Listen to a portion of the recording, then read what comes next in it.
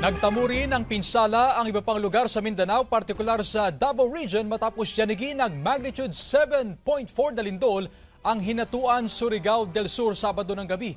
Isang buntis naman ang nasawi sa Tagum City sa Davao del Norte nang mabagsakan ng pader.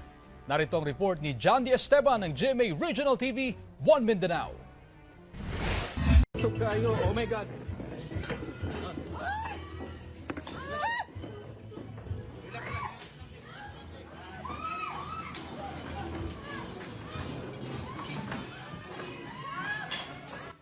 Natigil ang inuman ng grupong ito sa rooftop ng isang hotel sa Tagum City, Davao del Norte nang biglang yumanig ang magnitude 7.4 na lindol Sabado ng gabi.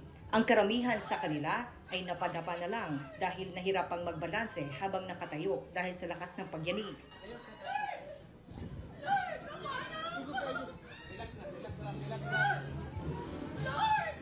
Pero nasawi ang isang buntis na kinilalang si Joy Hemarino, 30 anyos, sa barangay La Filipina sa nasabing lungsod matapos babagsakan ng konkretong pader.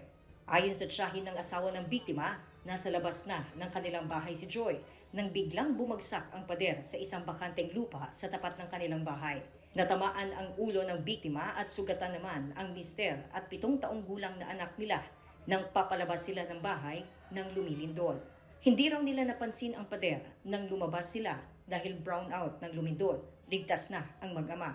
Ang Tagum City Hall naman ay nagtamuri ng pinsala bunsod ng malakas na lindol. Bumagsak ang glass wall ng gusali at tiles ng mga palikuran.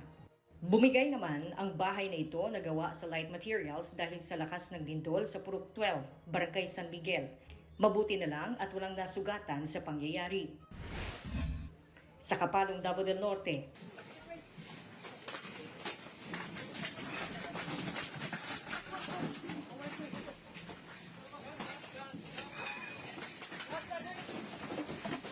dali-daling lumabas ang staff ng isang convenience store sa Barangay Maniki dahil sa lakas ng lindol. Nagbagsakan ang mga soft drinks at ibang paninda. Sa Barangay New Cortez sa New Corelia, Davao del Norte, humiwalay ang deck ng tulay na ito sa lupa dahil sa lakas ng lindol. Kaya ipinasara muna ng LGU ang tulay at inirekomenda ang paglalagay ng steel bridge upang pansamantalang may madaanan ang mga residente. Sa Davao City naman, Jesus name. nagbagsakan naman ang mga bitak ng semento sa isang condominium unit sa Barangay Barrio Obrero. Kinordon naman ang Matina Crossing Overpass matapos makitaan ito ng bitak. Hinihintay pa ang assessment ng City Engineering Office kung ligtas pa ba itong gamitin. Ang southbound lane naman ng Bolton Bridge sa kaparehong lungsod ay pansamantala ring ipinasara.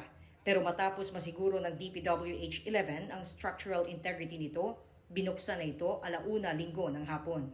Bandang 6:00 ng gabi kagabi, naramdaman din sa Davao Region ang magnitude 6 na pagyanig na muling naitala sa Hinatuan, Surigao del Sur ang epicenter.